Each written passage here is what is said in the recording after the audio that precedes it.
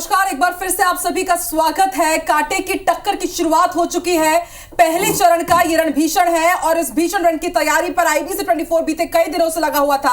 हर एक रिपोर्ट हमने आपको दिखाई और अब बारी है कि जनता के मन में क्या है। आज तमाम प्रत्याशियों की किस्मत EVM में कैद हो जाएगी। 21 राज्यों की 102 सीटों पर वोटिंग की शुरुआत सुबह 7 बजे से ही हो चुकी है और 9 बजे तक का वोटिंग परसेंट क्या है वो भी हम अपने दर्शकों को बता रहे हैं। मध्य प्रदेश की अगर बात करें तो 9 बजे तक 14% मतदान यहां पर हुए हैं। बात छत्तीसगढ़ की करें तो अब तक 21% वोटिंग देखिए छत्तीसगढ़ में हो चुकी है। एक बड़ा परसेंटेज यहां पर निकलकर सामने आया है। और सीट वाइज भी आपको बताएं, जबलपुर में 13.50%, तो मंडला में 16.39% यहां पर वोटिंग है। शहडोल में 13.07, तो वहीं सीधी में 11.93% वोटिंग। राजस्थान की अगर बात करते हैं तो राजस्थान में भी वोटिंग का प्रतिशत 10% से ज्यादा है। इसी तरह से हर जगह पर जो परसेंटेज सामने आए वो आपकी टीवी स्क्रीन पर है। मध्य प्रदेश में 9 बजे तक 14% मतदान हुए हैं। तो छत्तीसगढ़ में देखिए आकांक्षा, छत्तीसगढ़ में जागरूकता इस बार बढ़ी है। 21% वोटिंग 9 बजे तक के, और तस्वीरों से भी अंदाजा लग रहा था कि वोटिंग परसेंट कुछ इसी तरह का सामने आएगा, क्योंकि बड़ी संख्या में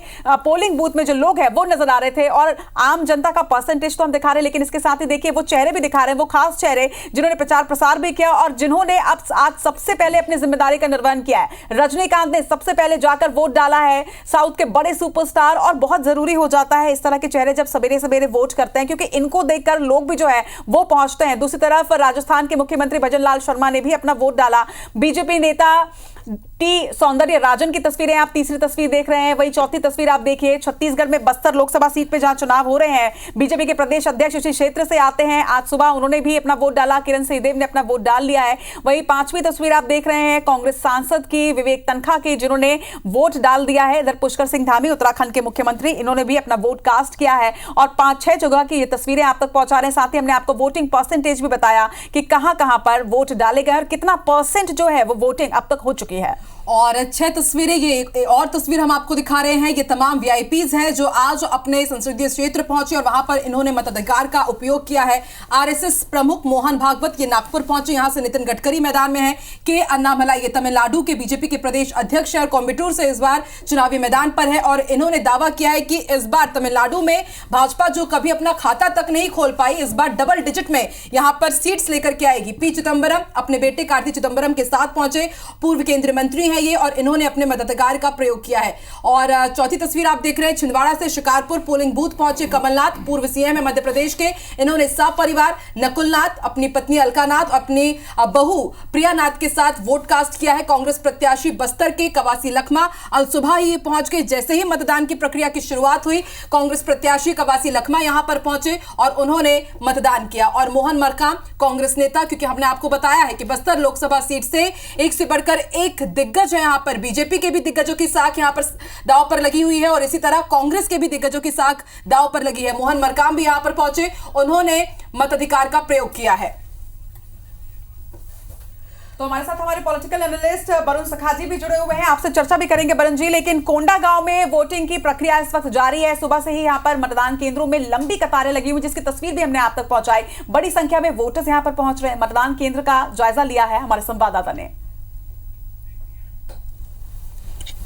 लोकसभा मतदान को लेकर के आज सुबह से ही कोंडागांव में पहले चरण के तहत मतदान की प्रक्रिया प्रारंभ हो चुकी है। सुबह से मतदान केंद्रों में हम देख सकते हैं कि किस तरह से लंबी लंबी कतार लगी हुई है।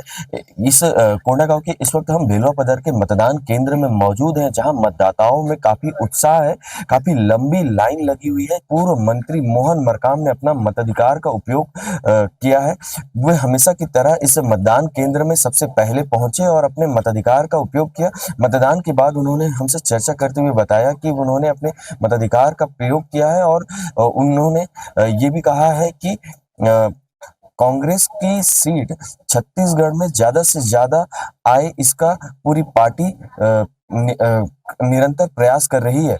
इस वक्त हम देख सकते हैं कि जो मतदाता हैं वो लगातार यहाँ अपनी बारी का इंतजार कर रहे हैं। कुछ मतदाताओं से हम यहाँ चर्चा भी करेंगे। क्या आप यहाँ पहली बार मतदान के लिए पहुंचे? जी। कैसा लग रहा है, पहली बार आप मतदान के लिए पहुंचे हैं? क्या विधानसभा में ये मौका आपको नहीं मिला? नहीं, ये फर्स्ट टाइम है। किस तरह से अपने प्रत्याशी का चुनाव कर रहे हैं? मैं एक्साइटेड हूँ, फर्स्ट टाइम है वोटिंग, और उसके अलावा बाकी जो भी चीज़ें जिनके लिए हम लोग गो थ्रू कर रहे हैं तो उसके हिसाब से मैं क्लियर हूँ किसको देना है वोट। तो ये थे युवा मतदाता जो बता रहे थे कि देश के भविष्य को गढ़ने में पहुंचे हैं और देश के विकास को लेकर के जो पार्टी ज्यादा सोचती है, ऐसे पार्टी के साथ वे आगे बढ़ेंगे। कोंडागांव से IBC 24 के लिए अंजय यादव। तो कोंडागांव से आप ये एक्सक्लूसिव जायजा देख रहे थे, हमारे सहयोगी आपको जानकारी दे रहे थे कि किस तरह से मतदाताओं में खासा उत्साह है। और रचना, आज सिर्फ कोंडागांव ही नहीं बल्कि पूरे बस्तर सीट में हम अगर देखें तो 21% तक अब यहाँ पर मतदान हो चुका है 9 बजे तक। तो वरुण जी, आपसे मैं ये समझना चाहूंगी, क्योंकि नक्सल प्रभाव के कारण हमेशा से ही बस्तर सीट में कम वोट परसेंट हमने देखा और ये एक्स फैक्टर भी साबित होता है, लेकिन जिस तरह के रुझान अभी आ रहे हैं, 21% मतदान अभी तक हो चुका है, तो आपको लगता है कि इस बार वाकई ये रिजल्ट भी कुछ अलग सा आएगा, कुछ एक्स फैक्टर इस रिजल्ट में भी हमें देखने को मिलेंगे बस्तर के?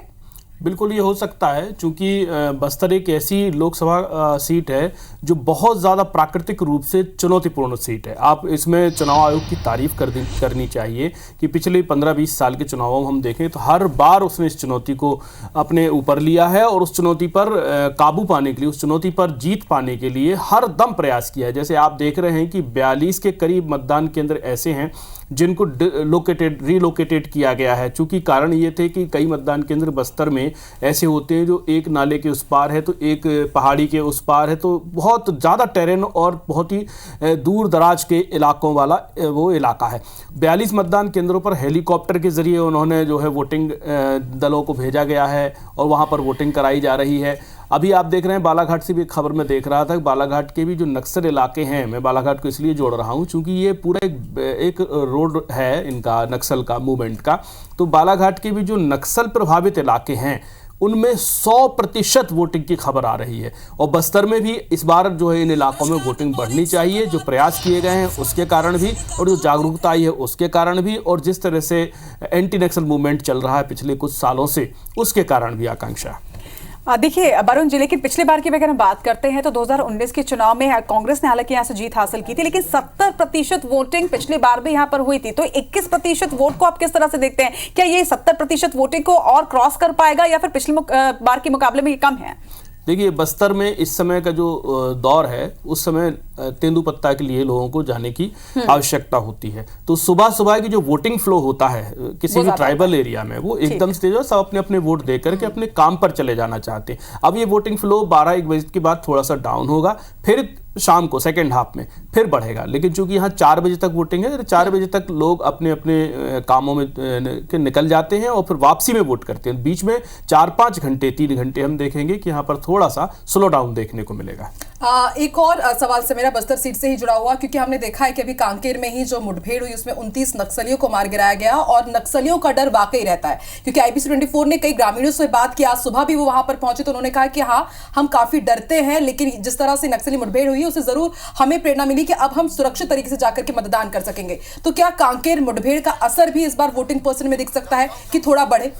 लेकिन वरुण जी, इसमें मैं एक चीज और ऐड भी करना चाहूंगी, क्योंकि देखिए आकांक्षा, अभी हम वो पर्चा भी दिखा रहे थे, क्योंकि आज ही एक बार फिर से नक्सलियों ने एक पर्चा जारी किया है जिसमें 5-6 नेताओं के नाम का जिक्र करते हुए उनके खिलाफ मौत का फरमान जारी किया गया। ऐसे में क्या दहशत भी रहेगी और उसका भी वोटिंग पर्सन पर असर पड़ेगा? वरुण जी, ये बिल्कुल आपके सवाल में ही जवाब है इसका। कांकेर की जो घटना हुई है उसका इतना ज्यादा इंपैक्ट बस्तर में की इस चुनाव में देखने को मिल सकता है कि लोगों में एक फ्रीनेस महसूस हुई, लोगों में थोड़ा सा भय कम हुआ। इसी भय को फिर से बहाल करने के लिए नक्सली कोई वारदात तो कर नहीं पा रहे हैं, तो वो एक पत्र दे रहे हैं, चिट्ठी दे रहे हैं, ताकि लोगों को ये रहे कि नक्सल सफाया नहीं हुआ है। जबकि BSF के जो लोग हैं वो लगातार कह रहे हैं कि हमने एक प्रतापगढ़ वाला, जो प्रतापपुर वाला जो इलाका, प्रतापपुर जिसको बोलते हैं, उस इलाके को हमने नक्सल मुक्त कर दिया है। जो ये नरेशन सेट किया जा रहा है, ये निर्भयता के लिए नरेशन सेट किया जा रहा है एक तरफ से, दूसरी तरफ वो निर्भयता को भय में बदलने के लिए इस तरह की पत्राचार किए जा रहे हैं। इन पत्रों को लेकर मैं तो कहूंगा बस्तर के लोगों को इसमें भयभीत होने की आवश्यकता नहीं है। भयभीत नजर भी नहीं आ रहे हैं वरुण जी, जिस तरह से 21% वोटिंग अभी तक हो चुकी है। हालांकि आप ये कह रहे हैं कि इसके बाद थोड़ा सा फ्लो जो है वो कम होगा,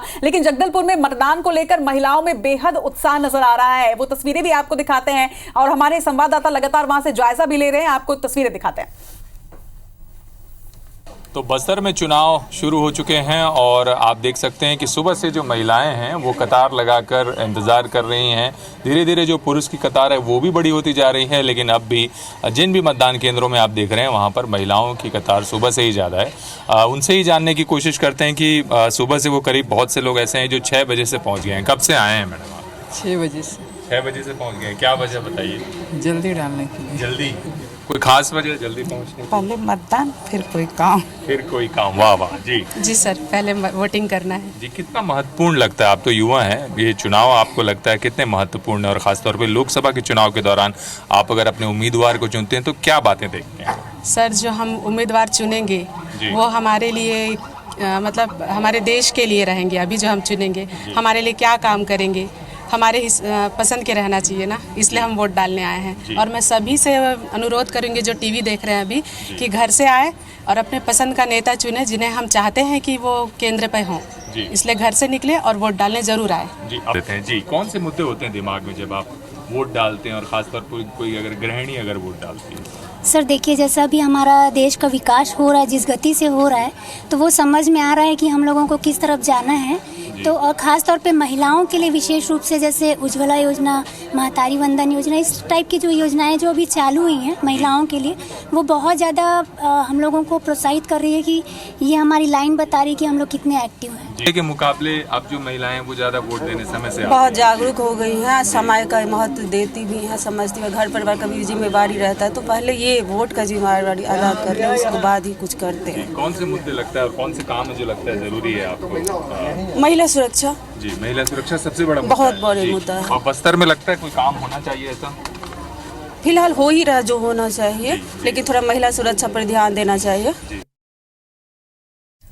तो रचना देखिए किस तरह से महिलाओं में खासा उत्साह है। और वरुण जी देखिए, बस्तर ने एक अनोखा रिकॉर्ड भी अपने नाम किया है कि देश की पहली लोकसभा सीट है जहां पर पुरुष मतदाताओं से ज्यादा महिला मतदाता है और इनका जो मतदाताओं का जो अंतर है वो सबसे ज्यादा बस्तर में ही है। और ये देश की पहली ऐसी लोकसभा सीट है और महिलाओं में खासा उत्साह भी है। तो इसकी क्या एक वजह हम ये भी माने कि यहाँ पर हमने देखा कि 1 लाख रुपए कांग्रेस कह रही कि हम आपको सालाना देंगे, तो वहीं दूसरी तरफ हम देख ही रहे कि महतारी वंदन योजना की शुरुआत हो चुकी है। तो क्या एक ये भी फैक्टर है कि महिलाएं इतना बढ़ चढ़कर मतदान करने के लिए सुबह से ही निकल रही हैं?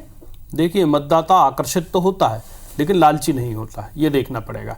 एक जगह टेस्टिमोनियल है लोगों के पास, पैसे कुछ जो भी कहा गया था वो किए गए हैं, 2 किस्तें उसकी गई हैं। दूसरी जगह एक वादा है और वादा इतना बड़ा है कि उस वादे पर यकीन करना बड़ा कठिन लग रहा है लोगों को। एक सामान्य तौर पर हम देखते हैं, हम आप भी अगर कोई काम कर रहे होते हैं, एक नौकरी पेशा से कहिएगा कि ये नेक्स्ट नौकरी आपको मिलेगी, उसको 5,000 रुपये मिल रहे हैं और उसको कहेंगे कि अगली नौकरी तुमको मिलेगी जिसमें 5 लाख रुपये मिलेंगे, तो वो तुरंत यकीन नहीं करता है। बेशक उसके मन में एक बार लड्डू फूटते हैं, उसे लगता है, लेकिन यकीन करना मुश्किल है। और चुनाव का जो पूरा का पूरा जो मतदान होता है उसका यकीन का बड़ा रोल है। और यहाँ पर जो शब्द है गारंटी, मोदी की गारंटी, वो शब्द एक बड़ा भारी शब्द है। और जहाँ तक आप महिलाओं की बात कर रहे थे, बस्तर एक ट्राइबल सोसाइटी है और ट्राइबल सोसाइटी जो है भारत के आदि पुरुष होते हैं। ये लोग जो सबसे पहले जो है भारत के निवासी कहलाते हैं। तो यहाँ का इससे ये पता चलता है कि यहाँ पर बहुत सारे परिवार ऐसे होते हैं जो महिलाएं वहाँ उनकी मुखिया होती हैं, तो निर्णायक होते हैं। और यहाँ इस तरह की कुरीतियाँ जो है जनजातीय समाज में कम देखने को मिलती हैं, जिसमें लड़का और लड़की का भेद पाया जाता हो। वहाँ आप देखेंगे कि जंगल में अगर फूल बीनने भी जाना है सरगुजा में, या बस्तर में तेंदुपत्ता बीनने भी जाना है, तो भी स्त्री और पुरुष में कोई भेद नहीं होता। अगर कोई वहां पर मजदूरी हायर करता है तो जो स्त्री और पुरुष में मजदूरी में भी कोई बहुत भेद होता नहीं है, बराबर का श्रम होता है। इसका मतलब यह है कि वहां जेंडर इनइक्वालिटी है ही नहीं है, और ये बस्तर की सबसे बड़ी खूबसूरती है। तो ये तो बस्तर की बात हुई वरुण जी, लेकिन अगर देश की हम बात करते हैं तो देखिए देश में भी इस गारंटी की बहुत महत्वपूर्ण बातें हो रही हैं। एक तरफ मोदी की गारंटी तो दूसरी तरफ कांग्रेस का ये जो वादा है। और जैसा आपने जिक्र किया कि भरोसा कर पाना थोड़ा मुश्किल हो रहा है महिला वोटर्स को भी, तो क्या लगता है कि जो ट्रम्प कार्ड मान रही है कांग्रेस जिस गारंटी योजना को अपनी, वही उतने खरे नहीं उतरेंगे उस पे?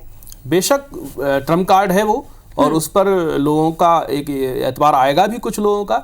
लेकिन जहां तक एतबार की बात है, विश्वास की बात है, तो लोग उस पर ज़्यादा विश्वास करते हैं। जैसे एक लॉटरी का खेल होता है किसी भी उसमें, तो लॉटरी होती है, वो आपकी एक जॉब होती है, एक लॉटरी होती है। तो लॉटरी आदमी लगाता है, लेकिन अपनी जॉब से मिली हुई सारी सैलरी लगाकर नहीं लगाता, या उसको छोड़ के नहीं लगाता, तो लॉटरी को एक साइड में लगा देता है। ऐसे ही इसका थोड़ा असर तो होगा, निश्चित होगा। चलिए ठीक है, और असर कितना होगा ये भी हम देखेंगे। और इसके साथ ही 4 जून को सबसे तेज और सटीक नतीजे आप IBC 24 पर देखिए। फिलहाल पहले चरण का जो घमासान है, हर एक अपडेट हम आप तक पहुंचा रहे हैं। हमारे साथ रवि हेमरा सिसोदिया जुड़ चुके हैं और इसके साथ ही जबलपुर से विजेंद्र पांडे भी जुड़े। सबसे पहले रुक कर लेते हैं रवि बताइए, वोटिंग परसेंट क्या कह रहा है, मतदाताओं में कितना उत्साह है?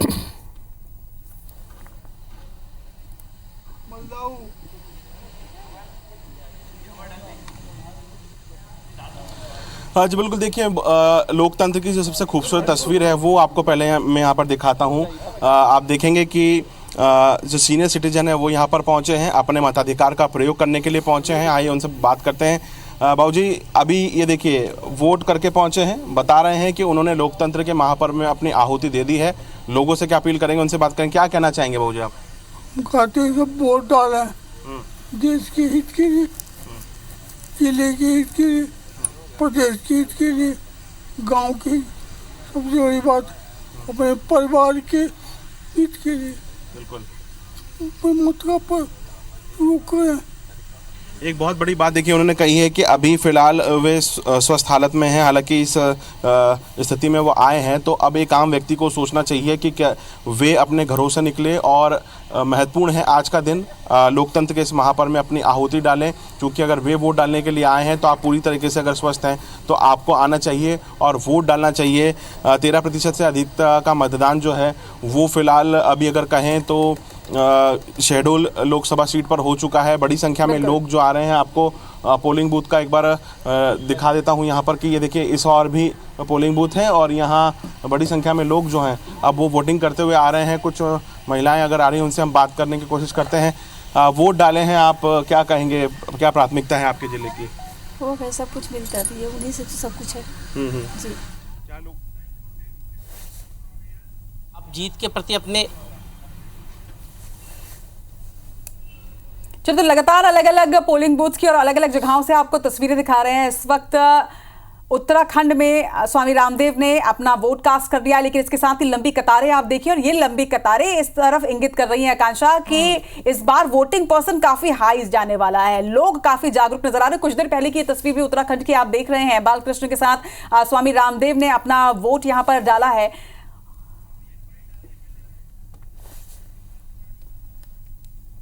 कांग्रेस के पक्ष में मतदान कर रहे हैं। क्या मुद्दे थे जो आप जनता के बीच में लेके गए?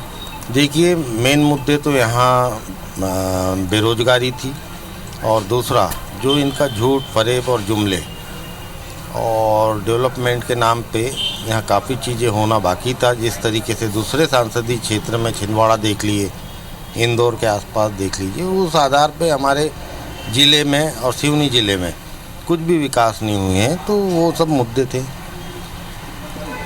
जो राष्ट्रीय मुद्दे होते हैं। तो सम्राट सरस्वार को आप सुन रहे हैं बालाघाट से, ये कांग्रेस की तरफ से प्रत्याशी हैं और पूर्व विधायक अशोक सरस्वार के बेटे रहे। जातिगत समीकरण यहाँ पर काफी हावी रहे हैं और हमने दिखाया था तस्वीर की भारती पारदी ने भी अपना वोट कास्ट कर लिया। हमारे साथ अब सहयोगी जबलपुर से विजेंद्र भी जुड़ चुके हैं। जबलपुर की अगर बात की जाए विजेंद्र, तो यहाँ पर भी कांटे की टक्कर है, हाई प्रोफाइल सीट जबलपुर भी शुमार है, और इतनी हाई प्रोफाइल सीट की यहीं से ही प्रचार प्रसार की शुरुआत प्रधानमंत्री नरेंद्र मोदी ने की थी। तो अभी समीकरण क्या कह रहा है, मतदाताओं में कितना उत्साह है? हालांकि वोटिंग परसेंट में उतना तब्दील जबलपुर में होता हुआ नजर नहीं आ रहा है।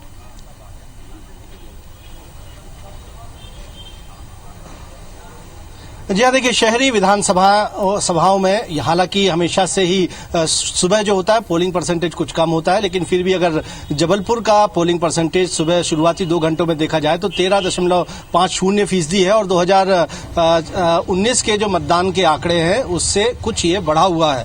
हालांकि 2019 में 69% मतदान हुआ था, और देखना होगा कि इस बार ये मतदान बढ़ता है या नहीं बढ़ता। कुछ देर पहले जब हमने कांग्रेस के राज्यसभा सांसद विवेक तनखा से बात की तो उन्होंने कहा कि पोलिंग परसेंटेज बढ़ेगा, जरूर बढ़ेगा, और अगर ये बढ़ा तो कांग्रेस के फेवर में होगा। वो दावा कर रहे हैं कि मध्य प्रदेश में बीजेपी का मिशन 29 कभी कामयाब नहीं होगा, 5 से 7 सीटें जीतने का दावा कर रहे हैं। हालांकि वो कांग्रेस का दावा है, प्रत्याशियों की किस्मत तो ईवीएम में कैद हो रही है। लेकिन हम कहें कि जिस पोलिंग बूथ पर रचना इस वक्त में मौजूद हूं, सुबह हमने यहाँ की तस्वीरें 7 बजे की दिखाई थी। यहाँ 40-40 मतदाताओं की एक एक कतार यहाँ लंबी लंबी लगी हुई थी, यानी वोटर जागरूक भी है, वो देख रहा है कि अर्ली मॉर्निंग वो अपना वोट कास्ट कर दे। और अब जिस तरह से सूरज सिर पर जा रहा है, तापमान बढ़ रहा है, और आप देखेंगे कि कतारें जो हैं वो कुछ छोटी हो गई हैं। और हालांकि निर्वाचन आयोग की ओर से यहाँ टेंट वगैरह लगाए गए हैं, ठंडे पानी की व्यवस्था की गई है ताकि मतदाताओं को परेशान ना होना पड़े। लेकिन हम कहें कि सुबह सुबह जो वोटिंग हुई है, अब हम ये कह सकते हैं कि अभी 12 बजे तक तो ये पोलिंग परसेंटेज बढ़ेगा। और चूंकि निर्वाचन आयोग ने शाम को 6 बजे तक का वक्त मतदान करने के लिए दिया हुआ है, लिहाजा शाम को भी अच्छा खासा मतदान हो सकता है। और जिला निर्वाचन अधिकारी ने जिस तरह से अपील की है, उनका दावा है कि ये पोलिंग परसेंटेज वो 2019 के मुकाबले बढ़ाने की दिशा में आगे बढ़ रहे हैं। और उन्होंने अपील ऐसी की है तो उम्मीद की जा सकती है कि ये पोलिंग परसेंटेज बढ़ेगा। इधर मतदाताओं में जबरदस्त उत्साह सुबह से ही नजर आया है, और कांग्रेस और बीजेपी दोनों के ही प्रत्याशियों ने, एक अपडेट दे दूं मैं कि दोनों ही प्रत्याशियों ने अपना अपना मतदान जो है वो कर दिया है। परिवार के साथ वो पूजा पाठ करने के बाद संबंधित पोलिंग बूथ पर पहुंचे थे। और साथ ही साथ बीजेपी और कांग्रेस के तमाम बड़े नेता जो हैं वो अपना वोट कास्ट कर रहे हैं, और दावा जरूर कर रहे हैं कि एक तरफ बीजेपी ऐसा कहती है कि तकरीबन 3 दशक से वो लगातार IBC 24 देख रहे हैं, और IBC 24 में पहले रण का चुनावी भीषण आप देख रहे हैं, और इस भीषण रण की हर एक ताजा इंफॉर्मेशन हम लगातार आप तक पहुंचा रहे ताकि आप चूक ना पाए। बस्तर 1 सीट छत्तीसगढ़ की और उसके साथ ही मध्य प्रदेश की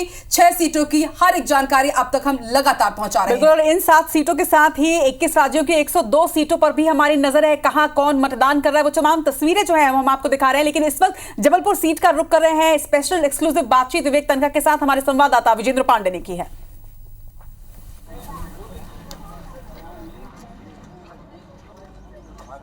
अंदर लेफ्ट में कोई इशू नहीं, मतलब आप लोग से माफी मांग के जल्दी वोट दे के निकलना है। मुझे सागर पहुंचना है, उसके बाद पूरे मध्य प्रदेश के दौरे में जाना है। बाबा की हमने तस्वीर आपको दिखाई और मध्य प्रदेश की भी तस्वीरें हम आपको दिखा रहे हैं, इस पर सीधे रुक कर रहे हैं। कांग्रेस पार्टी के थिंक टैंक में शुमार राज्यसभा सांसद विवेक तनखा ने अभी आधे बालक स्कूल में वोट कास्ट किया है, और लगातार इलेक्शन कैंपेन में आप व्यस्त हैं। सागर भी आपको निकलना है, तो सर मैं आपसे सिर्फ जबलपुर ही नहीं, फर्स्ट फेज की सभी मध्य प्रदेश की 6 सीटें और एक छत्तीसगढ़ की एक और सीट बस्तर के बारे में भी बात करूंगा। क्या आपको माहौल नजर आ रहा है?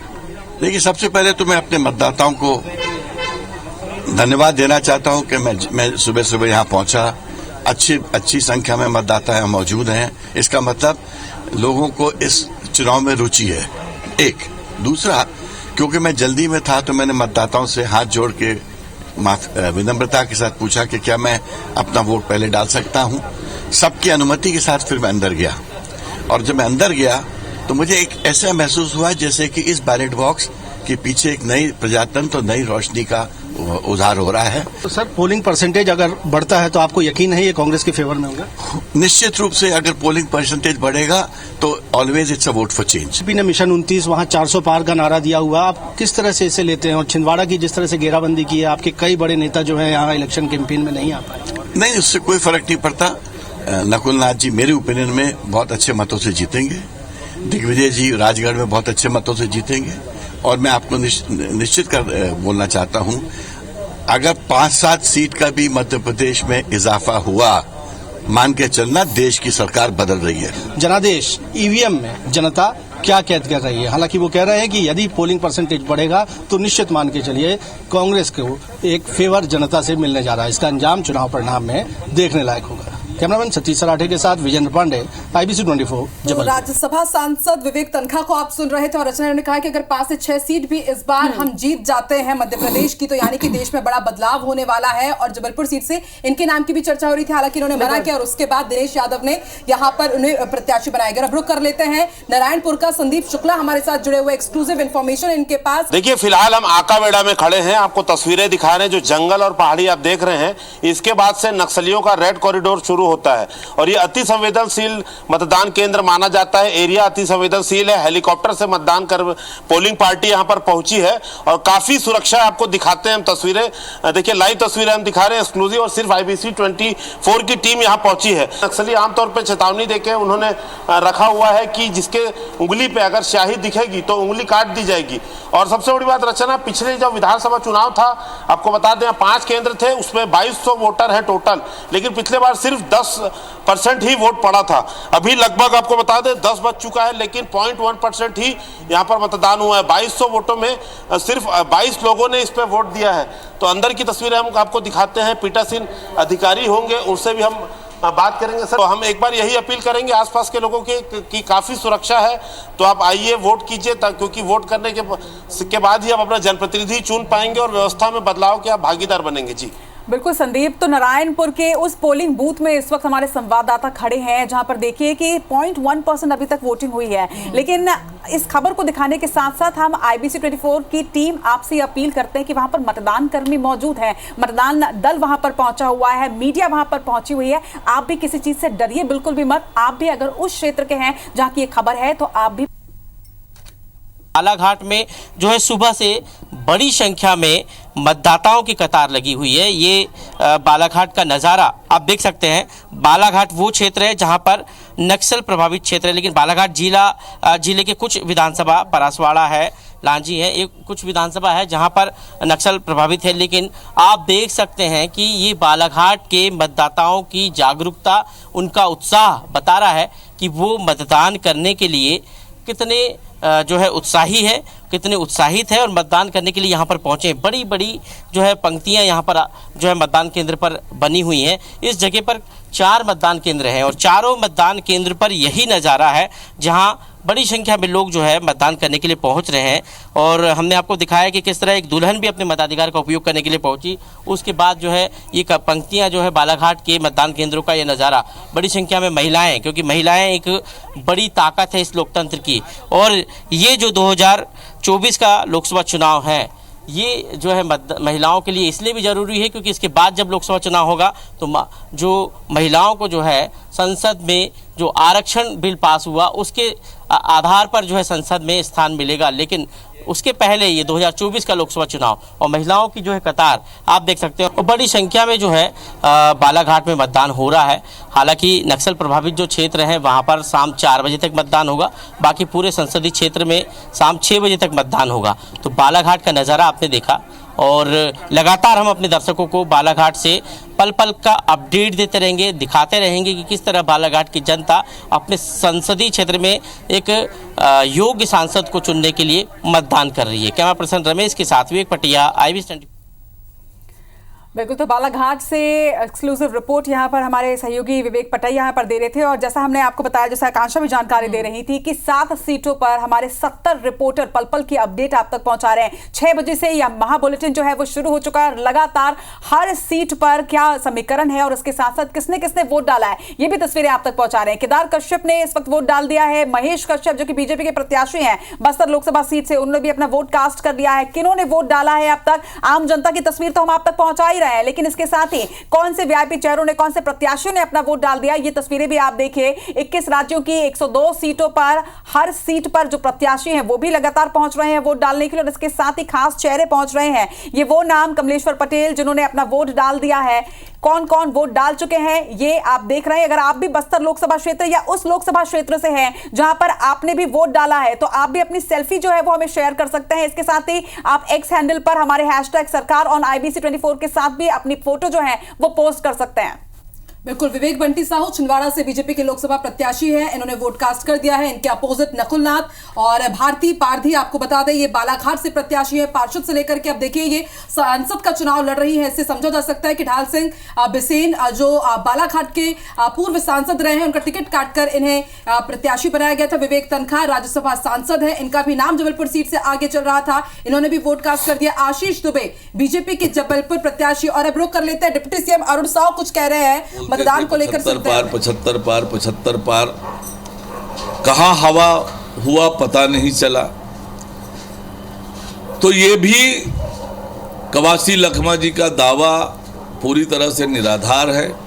बस्तर की जनता भारतीय जनता पार्टी के साथ है, नरेंद्र मोदी जी के साथ है, विष्णुदेव साय जी के साथ है, महेश कश्यप के साथ है और बस्तर की जनता निश्चित रूप से भारतीय जनता पार्टी को वोट करेगी, महेश कश्यप को जिताएगी। ये रायपुर में भी आज नामांकन है, लेकिन पूर्व मुख्यमंत्री प्रदेश अध्यक्ष कोई शामिल नहीं हो रहा। विकास उपाध्याय कुछ गिने चुने नेताओं के साथ नामांकन दाखिल करेंगे, कैसे देखते हैं?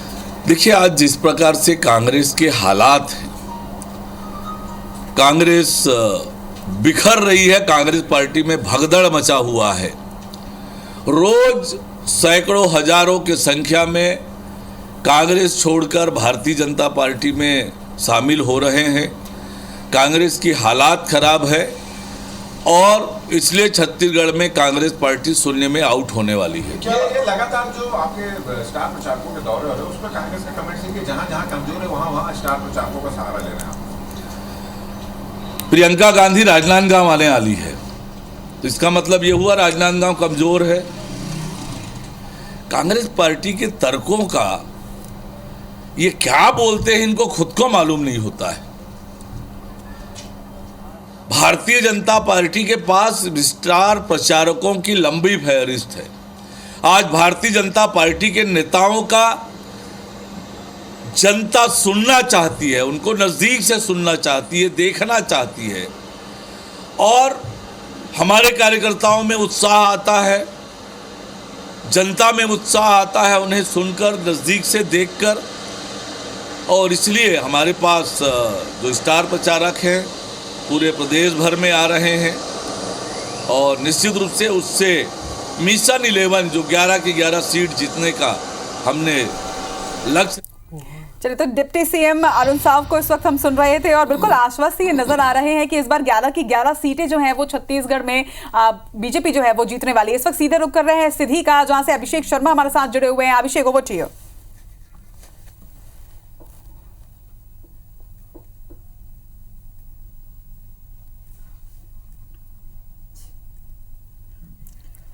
सुनिए, थोड़ी तकनीकी दिक्कतें हैं, हमारा संपर्क नहीं हो पा रहा है अभिषेक से। अभिषेक सीधी में मौजूद है। सीधी की बात करें तो राजेश मिश्रा वर्सेस कमलेश्वर पटेल यहां पर चुनावी मैदान में है। रचना, कमलेश्वर पटेल पूर्व मंत्री रह चुके हैं, आदिवासी बाहुल क्षेत्र है सीधी, विंध्य संभाग का आता है और ऐसे में बहुत इंपॉर्टेंट हो जाता है क्योंकि ये सीट ऐसी मानी जा रही है जो बीजेपी के लिए मुश्किल की हो सकती है और इसीलिए कांग्रेस आश्वस्त है कि जो 6 सीटें यहां पर इस बार मध्य प्रदेश में पहले चरण में जहां पर मतदान हो रहे हैं उसमें सीधी है, छिंदवाड़ा है और मंडला है, यहां पर कांटे की टक्कर हो सकती है।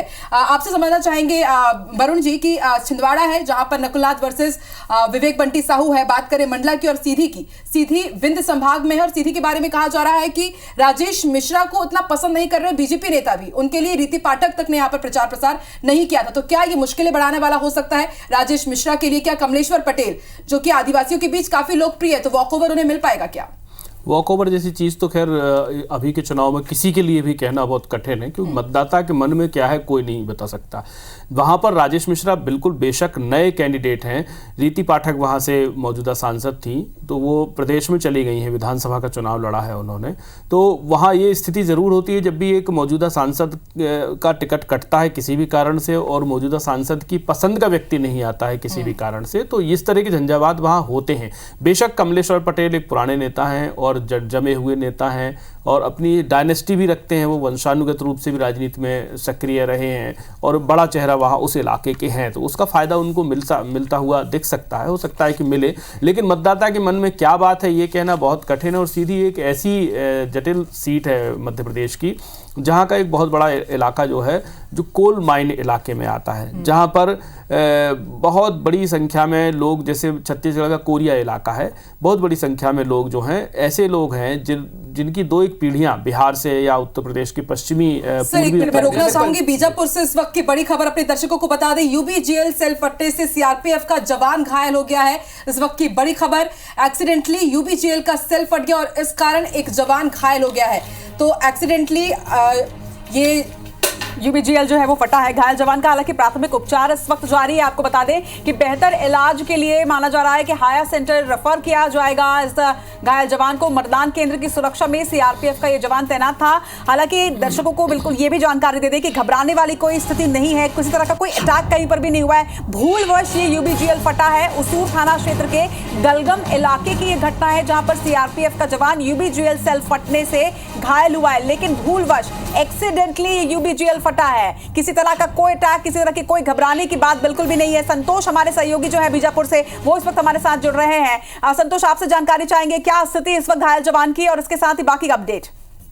जी आपको बता दूं कि ये कोई इसमें घबराने वाली बात नहीं, बिल्कुल आपने कहा। ये गलगम पोलिंग बूथ से करीब 500 मीटर की दूरी पर एरिया डोमिनेशन के लिए निकली थी पुलिस पार्टी। उसी दरमियान ये एक्सीडेंटल केस होने से, जिसकी वजह से ये फटा और फटने से किसी प्रकार का कोई नुकसान नहीं हुआ, लेकिन जवान घायल है। जवान की प्राथमिक उपचार चल रही है। आपको बता दूं कि जवान प्राथमिक उपचार के बाद उनको भेजा जाएगा उपचार के लिए। संतोष, अगर रेफर किया जा रहा है तो क्या उनकी हालत सही नहीं है?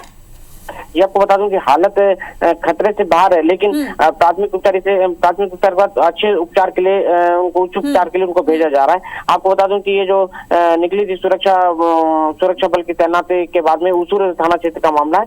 हालांकि ये गलगम इलाके के पास एक घटना घटी। हालांकि अभी खतरे से बाहर है, लेकिन उनकी हालत अभी कुछ प्राथमिक उपचार के बाद बेहतरीन उपचार के लिए उनको भेजा जा रहा है। ठीक है संतोष, आपने अपडेट दिया उनकी सेहत पर, लेकिन जिस तरह से भूलवश बताया जा रहा है कि यूबीजीएल फटा, दरअसल ये घटना पूरी हुई कैसे?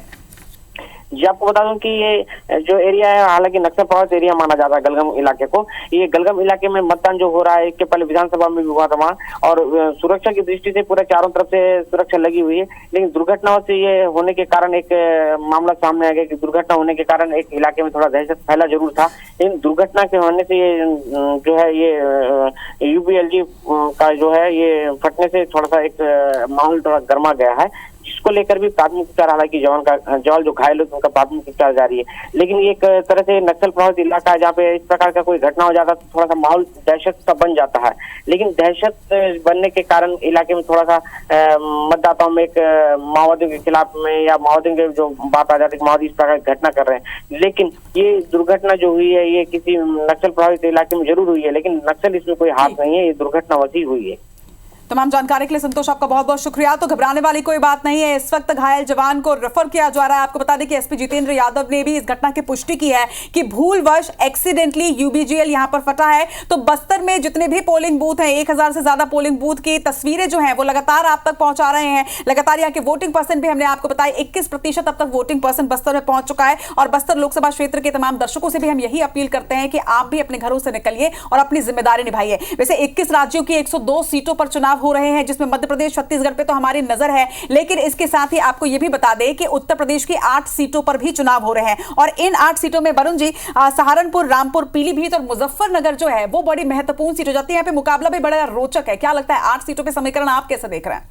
देखिए, उत्तर प्रदेश की पश्चिमी इलाके की ये सीटें हैं जिसमें सबसे ज़्यादा डिस्कशन है पीलीभीत सीट पर। पीलीभीत सीट पर चूंकि वरुण गांधी का टिकट काट करके जितन उनको दिया गया है, टिकट दिया गया है, इसलिए बीजेपी के लिए वहाँ एक बड़ी चुनौती है। एक ऐसा इलाका है पीलीभीत जहाँ है तो बीजेपी का लंबे समय से गढ़, लेकिन बीजेपी से ज़्यादा वो वरुण गांधी और मनेका गांधी का इलाका कहलाता रहा है। इसलिए वहाँ पर एक चुनौती है। बड़ी चर्चित सीट है मुजफ्फरपुर की, जहाँ आपने बात की मुजफ्फरपुर। और ये जो पूरी जो 8 सीटें हैं, इनमें जो जातिगत समीकरण हैं उनमें भी 36-37% तक मुस्लिम समुदाय के लोग आते हैं, और बाकी के जो बचे हुए परसेंटेज हैं 66% लगभग जो है 64-66% वो हिंदू हैं।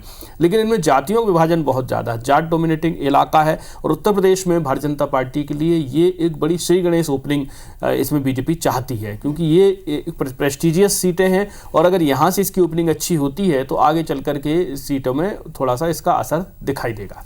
और वरुण जी, वैसे भी कहा जाता है कि लोकसभा में सरकार उसी की बनती है। उत्तर प्रदेश में जैसे ज्यादा मतदान मिलता है, उत्तर प्रदेश की राह से ही गुजरते हुए केंद्र की सरकार बनती है, केंद्र की सत्ता मिलती है। और इसके साथ ही लेकिन IPC 24 ये भी अपील करना चाहेगा कि इलेक्शन कमीशन का एक रूल है कि जब आप मतदान करने जाए तो अपने उंगली पर आप स्याही इंक जरूर लगवाए, क्योंकि इससे ये पता चलता है कि आपने मतदान कर लिया है। और जैसे कि कुछ तस्वीरें भी जरूर सामने आई, हर एक तस्वीर का अपडेट और हर एक जानकारी आप तक पहुंचाते रहेंगे। वरुण जी हमारे साथ जुड़े हुए थे एसोसिएट एग्जीक्यूटिव एडिटर, पूरा पॉलिटिकल एनालिसिस उन्होंने इस चुनाव का हम तक पहुंचाया है। बहुत बहुत शुक्रिया वरुण जी हमारे साथ जुड़ने के लिए।